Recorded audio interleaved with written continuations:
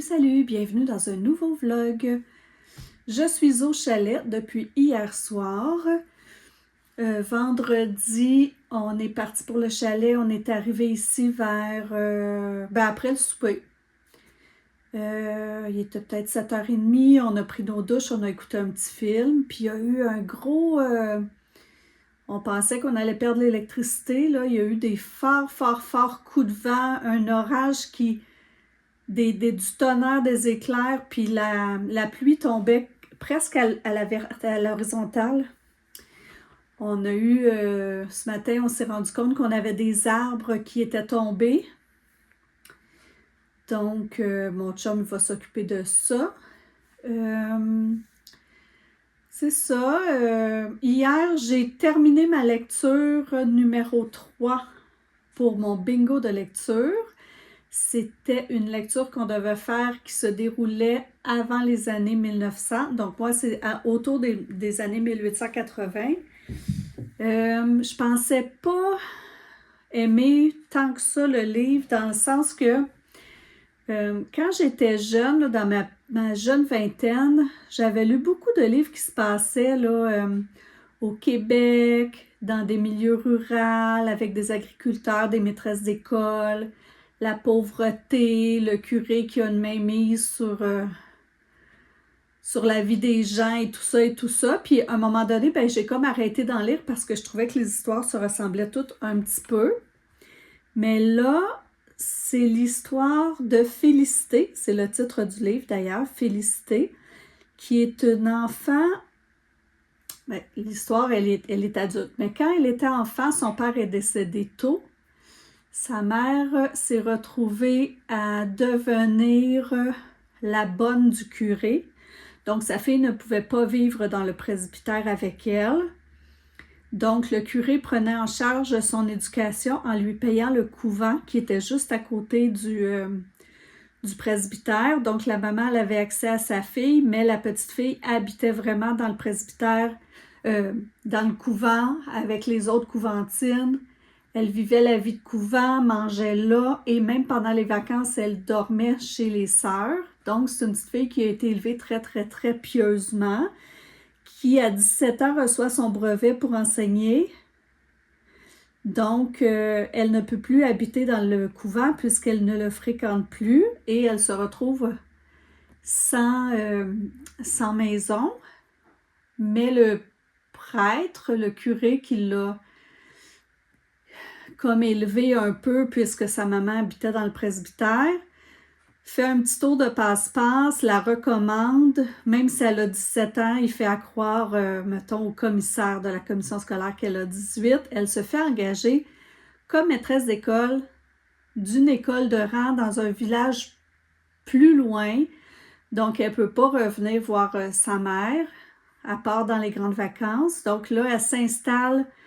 Pour la première fois, elle vit toute seule. Elle vit non protégée du monde comme elle l'était avec les sœurs.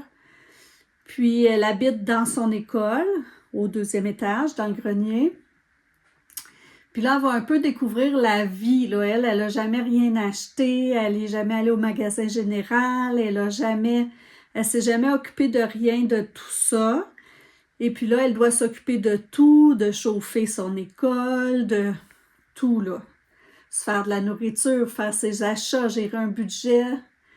Puis, le curé de cette paroisse-là la prend un peu sous son aile, mais c'est un curé qui refuse de dire non au plaisir de la chair. Donc, c'est un curé qui a un peu une mauvaise réputation dans les villages autour, dans son village. Puis là, il prend cette petite maîtresse d'école-là sous son aile. Puis elle est très naïve et très religieuse, là. Puis là, ben, elle va se faire un petit peu mettre des choses dans la tête qu'elle va comme prendre pour le vrai et le bon, puisque ça vient d'un curé et qu'un curé ne peut pas être mauvais. En tout cas, c'est plus une histoire comme ça. J'ai trouvé ça bien bon. Il y a 4 tomes. Je vais les lire, je crois, les 4. C'est quelqu'un qui m'avait donné la série. Puis quand il y a des séries comme ça, moi d'habitude, ce que je fais, c'est que je lis un livre, je lis un tome, je lis un autre livre. Je lis le deuxième tome, je lis un autre livre. J'alterne comme ça entre les histoires. Fait que là, je pense que quand je vais avoir fini mon bingo, c'est ce que je vais faire. Puis j'ai fini ce livre-là hier après-midi. Puis je ne sais pas si vous êtes comme ça, vous autres aussi, mais moi, quand je finis un livre, on dirait que je ne suis pas capable d'en commencer un autre dans la même journée. Faut comme que je laisse l'histoire se déposer, prendre le temps d'avoir sa place en moi, puis je commence un autre livre le lendemain. Donc là, c'est ça que je vais faire aujourd'hui. Je vais commencer le livre que je devais prendre dans un croque-livre. Donc, c'est vraiment un livre d'un tout autre genre. Je vais commencer ça ce soir ou peut-être aujourd'hui parce qu'aujourd'hui, c'est vraiment une journée automnale. Je vais sûrement aller prendre une petite marche chez ma voisine parce que comme nous, on a des arbres qui sont tombés, je vais aller vérifier chez ma voisine s'il n'y a pas des arbres qui sont tombés, mettons, sur son chalet ou sur les choses qui se trouvent sur son terrain. Mais ça va probablement être ma seule activité d'extérieur. Je vais peut-être aussi aller me chercher une coupe de fleurs parce que j'ai un herbier que j'aimerais bien le commencer. Fait que je vais peut-être faire sécher des petites fleurs. Puis, c'est pas mal ça, là. Hier, j'ai eu ma 2e chimio. Hier, j'étais très fatiguée. Aujourd'hui, j'ai mini nausées, des petits tremblements. Puis, ce qui me dérange le plus, c'est comme le brouillard mental, l'impression de ne pas être réactive, de ne pas avoir des gestes précis, de ne pas être énergique, c'est ce qui me dérange le plus. Mais je me considère vraiment chanceuse parce que j'ai regardé 3 YouTubers qui ont le cancer du sein comme moi, puis ils vivent les effets secondaires pas mal plus forts que moi. Donc, je me considère pour le moment très chanceuse que mon corps le supporte quand même assez bien. Fait que c'est ça, je vais continuer mon casse-tête. Puis, je prends ça relax aujourd'hui. Mon chum voulait qu'on vienne ici parce que la semaine passée, il a tout installé le J-Proc dans le garage. Puis là, il veut tirer les joints. Quand mon chum il est à la maison, il tourne un peu en rond là, la fin de semaine. Donc, je me suis dit, tant qu'à être relax, tu sais, puis de ne pas pouvoir faire grand-chose chez moi, pas pouvoir faire grand-chose chez moi ou au chalet, c'est un peu la même chose. Donc, c'est ça. Moi, je vais relaxer pendant que lui travaille. C'est pas égal, hein? Non. Mais lui, il voit pas ça comme un travail, il aime ça. Fait qu'il fait pas pitié, là. Alors, je vous dis à plus.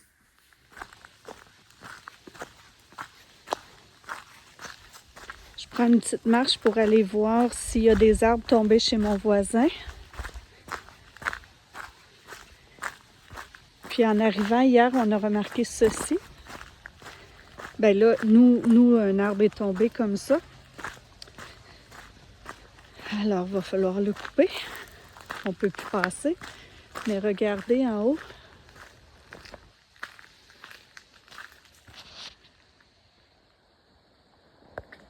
Un beau nid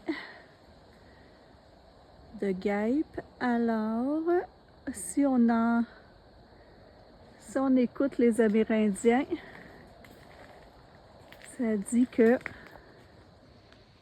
quand les nids de guêpes sont hauts, il y aura beaucoup de neige. Alors, on va voir si on raison.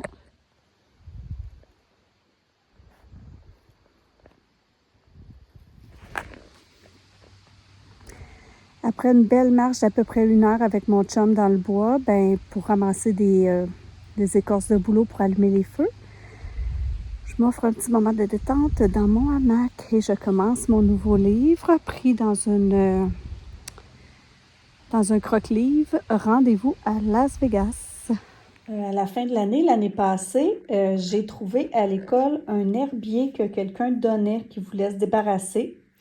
Donc, je l'avais pris pour faire des activités avec mes élèves, avec les feuilles d'automne, ces choses-là. Mais là, comme je ne suis pas dans ma classe et que je l'avais emmené chez moi, je vais essayer de mettre des fleurs à sécher. Puis peut-être que je pourrais m'en servir pour faire du scrapbooking ou des cartes ou pour décorer mon bullet journal. Donc, je vais faire ça. Je vais aller ramasser mes fleurs. Puis après, je vous montrerai. Pour le moment, j'ai ramassé ces fleurs-là sur mon terrain. Et je vais les mettre dans l'herbier pour voir ce que ça va donner. Donc, ils disent de commencer par le bas, de mettre une planche de carton, de disposer la fleur,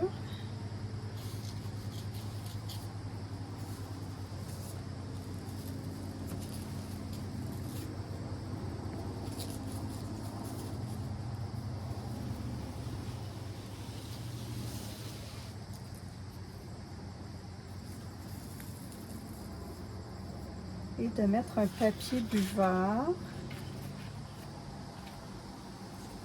de recommencer.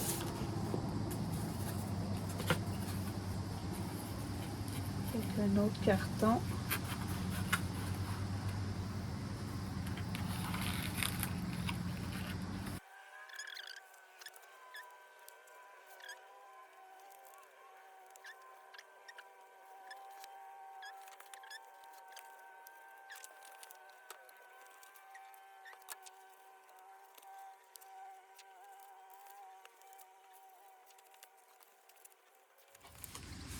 Et ensuite, ils disent de bien refermer avec la ceinture et de laisser sécher pendant plusieurs jours, minimum 4 à 5 jours. Moi, ça va être plus que ça parce que c'est lorsque je vais revenir au chalet que je vais pouvoir voir le résultat. Puis si c'est beau et qu'il me reste des fleurs dehors, je pourrais en faire d'autres.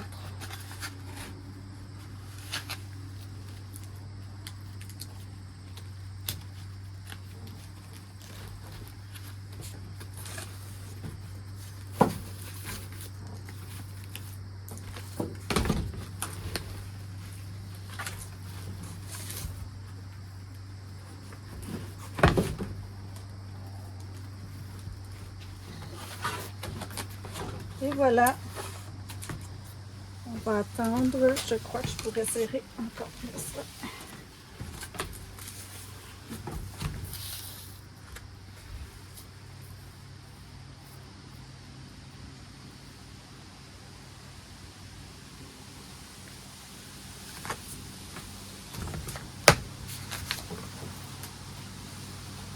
Et voilà, on verra ce que ça va donner. Après 5 parties de double série de perdu sur 6, j'ai dit à mon chum d'aller installer le jeu de washer ou de pétanque. Peut-être que j'aurai plus de chance.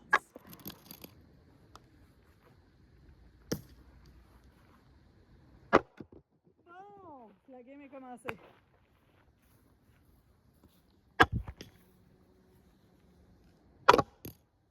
C'est une blague? Ça, c'est comment, ça? 5, 3, puis 1. 5, 3, 5. Fait que j'ai 3. Attends. Oups.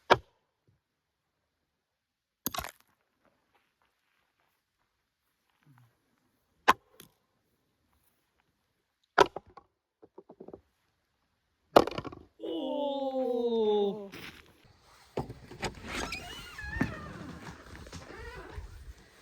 Il y a de l'espoir! J'ai gagné la partie de pétanque et la partie de washer. Et là, je vais à la douche.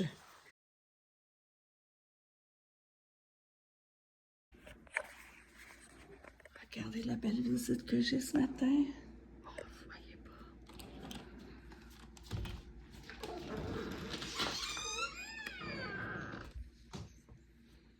Salut les tout petits. Salut.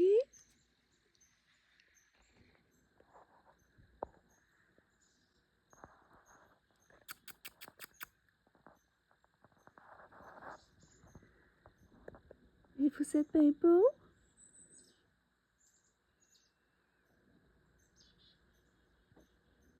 Ah ben, un autre. Salut toi. T'es bien beau?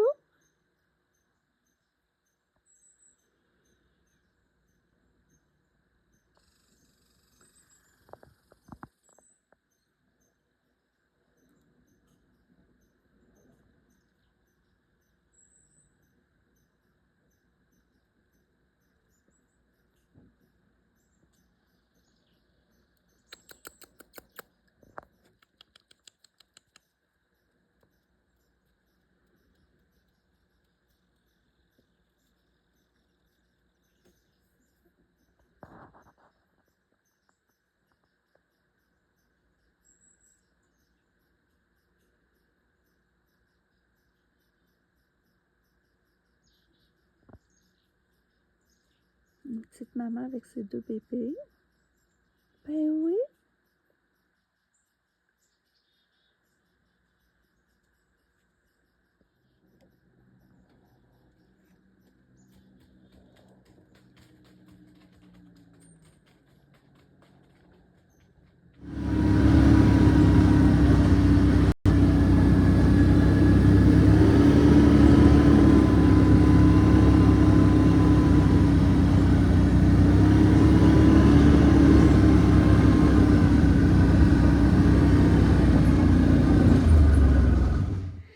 Je me trouve tellement chanceuse là parce que pour vrai là, ça va mieux pour cette chimio-là que pour la première. Je ne sais pas si ça va arriver là cette semaine, mais j'ai le brouillard cérébral, ça c'est toujours là.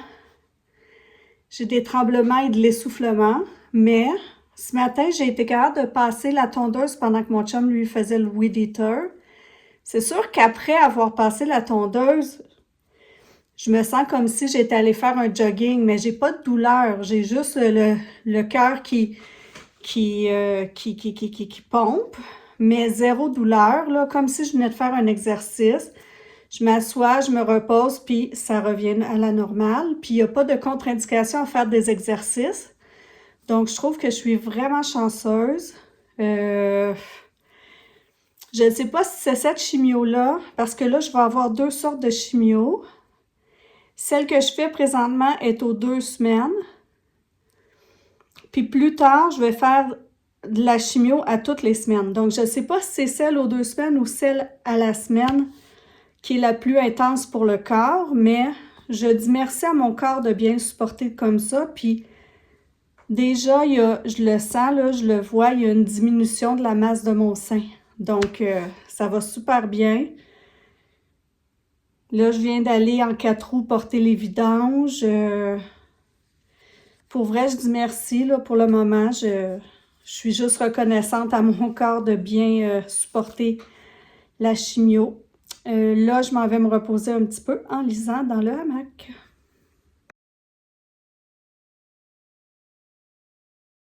Oh, il y a une allée qui est tombée dans la sauce. Peux-tu augmenter un peu? Ouais. Ça cuit plus vite? Oh mon. Alors, on est reçus à souper à la maison par Lily et Florence. Et voilà le repas. Pizza maison.